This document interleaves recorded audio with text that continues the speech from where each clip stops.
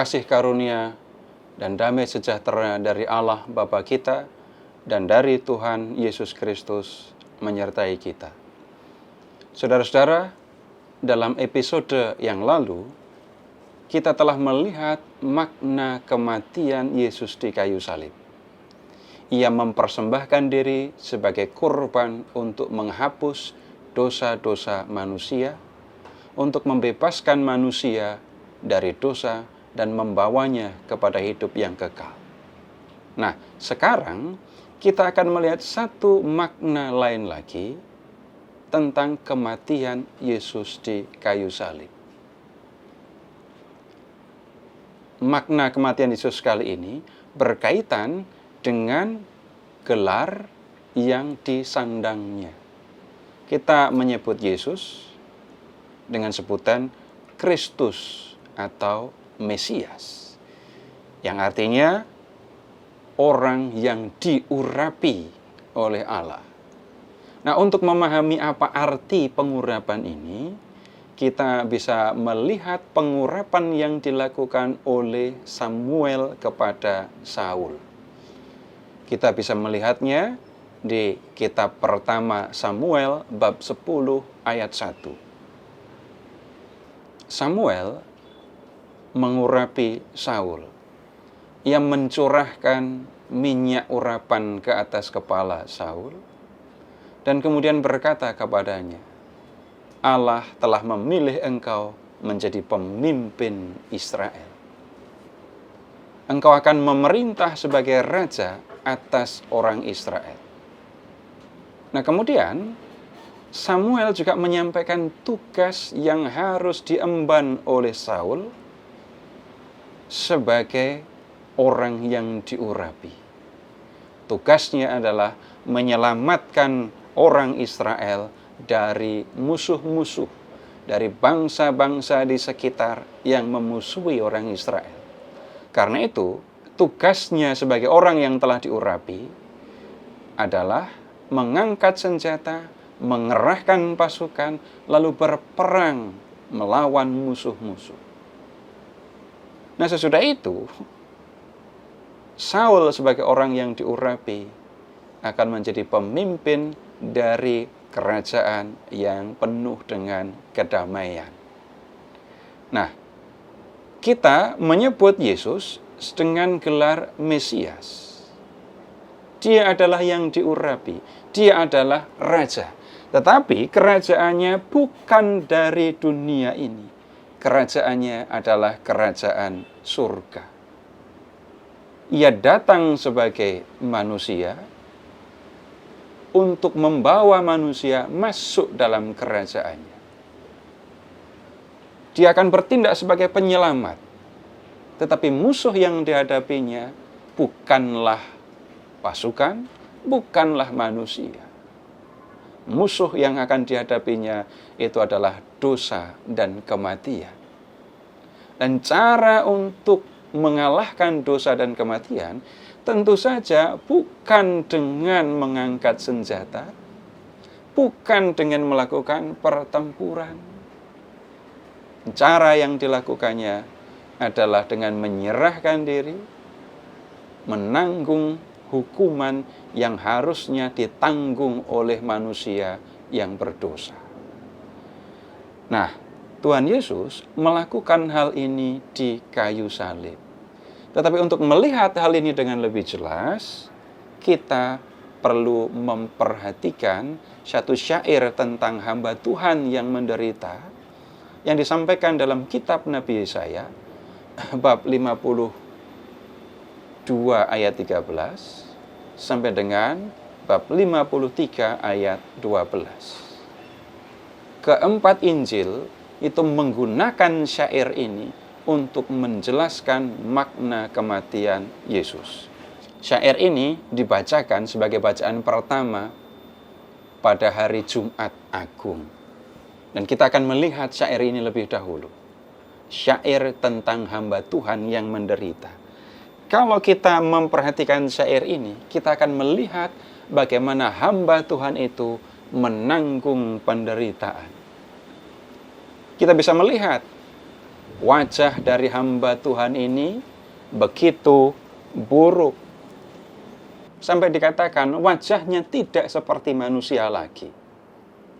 Kemudian, kalau bertemu dengan hamba ini, orang tidak akan tahu kalau dia adalah hamba Tuhan. Karena begitu buruk mukanya, orang tidak akan mau melihat wajahnya. Orang justru akan menghindarinya. Kemudian, hamba Tuhan ini seringkali menerima penghinaan dari orang-orang di sekitarnya. Tidak cukup hanya sampai di situ, hamba Tuhan ini juga sering mengalami penganiayaan. Dia mengalami penyiksaan, tetapi sekalipun dia tidak membalasnya. Dia menerima penghinaan, dia menerima siksaan itu begitu saja. Sampai akhirnya hamba Tuhan ini mati. Nah, ketika hamba Tuhan ini mati, tidak ada orang yang mau memperhatikannya. Tidak ada yang mau mempedulikannya. Dan ketika dia ada di kuburan, kuburnya diletakkan di antara para penjahat. Kita bisa melihat hamba Tuhan ini mengalami penderitaan, mengalami penghinaan sampai dengan kematiannya. Nah, orang tidak ada yang mengetahui kalau orang ini sesungguhnya adalah hamba Tuhan. Sehingga ketika melihat penderitaan yang dialaminya, orang pasti menyangka orang ini adalah orang yang dihukum oleh Allah. Kalau dia menderita, kalau dia mati dengan cara yang sehina itu, orang mengambil simpulan, orang ini adalah orang yang berdosa, orang ini adalah orang yang jahat, sehingga Tuhan menghukumnya dengan cara yang begitu mengerikan. Tetapi ternyata tidak demikian. Apa yang disimpulkan, apa yang dikatakan oleh orang banyak tentang hamba Tuhan ini, keliru. Hamba itu tidak berdosa. Dia tidak pernah melakukan kejahatan, baik dengan kata maupun dengan perbuatan.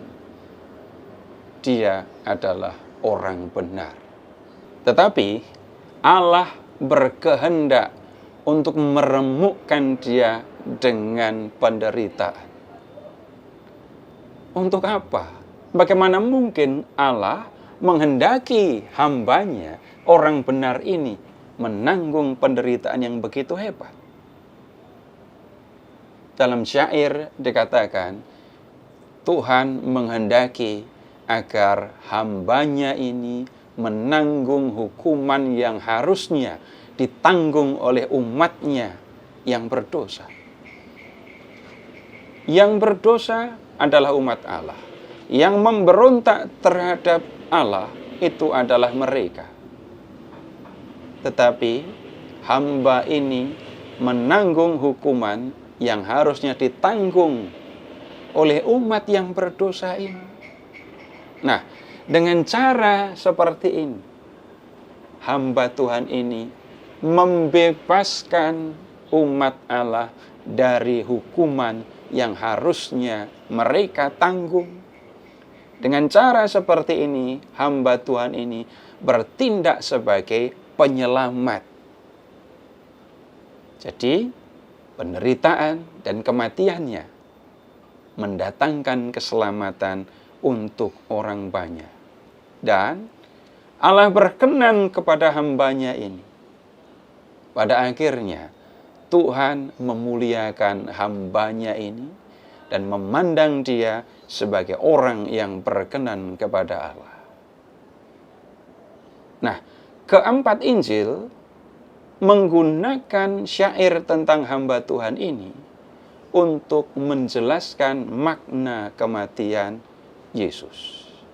Para pengikut Yesus itu percaya bahwa Yesuslah hamba Tuhan yang dinubuatkan oleh Nabi Yesaya ini. Keempat Injil secara panjang lebar menceritakan kisah sengsara dan kematian Yesus. Yesus yang disalibkan itu sesungguhnya adalah orang benar. Silahkan memperhatikan pengadilan Pilatus. Pilatus sudah memeriksa Yesus, tetapi tidak menemukan apa yang salah dengan diri Yesus, apalagi kesalahan yang mendatangkan hukuman mati. Pilatus melihat Yesus tidak bersalah. Dia bersih. Dalam Injil Matius bahkan dikatakan, Pilatus mencuci tangannya sambil berkata, "Aku tidak bertanggung jawab atas darah orang ini." Jelas bahwa tindakan yang dilakukan oleh Pilatus ini, mencuci tangan, menunjukkan dengan jelas bahwa Yesus tidak bersalah. Kemudian kalau kita melihat dalam Injil Lukas, kepala pasukan yang bertanggung jawab atas penyaliban Yesus itu melihat cara Yesus mati. Melihat bagaimana Yesus menghembuskan nafas yang terakhir di kayu salib. Dan kepala pasukan itu kemudian berkata, "Sungguh orang ini adalah orang benar." Jadi keempat Injil sesungguhnya menunjukkan bahwa Yesus tidak bersalah. Dia adalah orang benar. Tetapi Bapa menghendaki Yesus menanggung penderitaan sampai dengan kematiannya. Dalam Injil Yohanes itu dikatakan begini. Di taman ketika Yesus mau menyerahkan diri, dia berkata, "Bukankah aku harus meminum cawan yang diberikan oleh Bapa kepadaku?" Cawan yang dimaksudkan itu adalah cawan penderitaan. Bapa menghendaki Yesus meminum cawan itu, dan Yesus bersedia untuk meminumnya. Itu berarti Yesus bersedia untuk menanggung penderitaan sampai dengan kematiannya.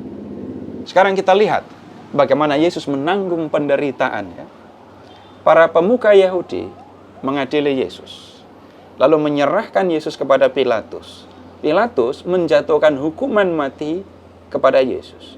Dan sebelum disalibkan, Yesus mengalami olok-olok, hinaan dari para prajurit yang bertanggung jawab atas penyalibannya. Nah, kemudian sesudah itu Yesus diminta untuk memikul sendiri salibnya ke luar kota Yerusalem, tepatnya ke sebuah tempat yang bernama Golgota. Di situ Yesus disalibkan. Dan penyalibannya dilakukan dengan memaku tangan dan kaki Yesus pada palang salib. Akhirnya Tuhan Yesus mati di kayu salib. Kemudian dia diturunkan dari salib, dikuburkan. Dan dalam kredo kita mengatakan bahwa Yesus turun ke tempat penantian. Tempat penantian yang dimaksudkan ini adalah dunia orang mati, yang dalam perjanjian lama diyakini sebagai tempat orang-orang mati tinggal. Dalam perjanjian lama juga diyakini bahwa dunia orang mati itu adalah tempat yang terpisah dari Allah. Orang-orang mati tidak akan memuji Tuhan. Mereka hanya diam terbaring di dalam dunia yang gelap. Nah, Yesus setelah mati turun ke tempat itu untuk sementara waktu. Ketika masuk ke dunia orang mati, Yesus terpisah dari Bapanya. Nah, dengan cara inilah Yesus menjadi penyelamat. Dengan cara inilah Yesus menyelamatkan manusia dari kebinasaan karena dosa. Manusia sudah berdosa. Dia berontak terhadap Allah. Dia harusnya menanggung hukuman berupa penderitaan, kematian, dan terpisah dari Allah. Tetapi hukuman itu ditanggung oleh Yesus. Dia bersedia untuk menanggung hukuman yang harusnya ditanggung oleh manusia yang berdosa ini. Nah, kemudian kematian yang dialami oleh Yesus itu bukanlah akhir segala-galanya. Yesus bangkit dari kematian. Dan setelah bangkit dari kematian menjadi nyata bahwa kematian tidak berkuasa lagi atasnya. Sesudah bangkit dari kematian, dia tidak mati lagi, dia hidup dalam kehidupan yang abadi. Nah, orang-orang yang percaya kepada Kristus, yang percaya bahwa dia mati untuk menanggung dosa-dosa mereka, untuk menanggung hukuman yang harusnya ditanggung karena dosa-dosa mereka, akan bangkit juga bersama dengan Kristus. Benar bahwa kehidupan di dunia ini akan berakhir dengan kematian. Tetapi kematian itu hanyalah kematian raga. Orang yang percaya kepada Kristus akan menikmati kebangkitan seperti yang dialami oleh Yesus. Dan sesudah itu akan menikmati kehidupan abadi bersama dengan Dia. Terpujilah Allah Bapa yang telah mengasihi kita, yang telah mengaruniakan anaknya yang tunggal untuk menyelamatkan kita, dan yang telah mengutus Roh-Nya yang kudus untuk menuntun kita di jalan keselamatan. Amin.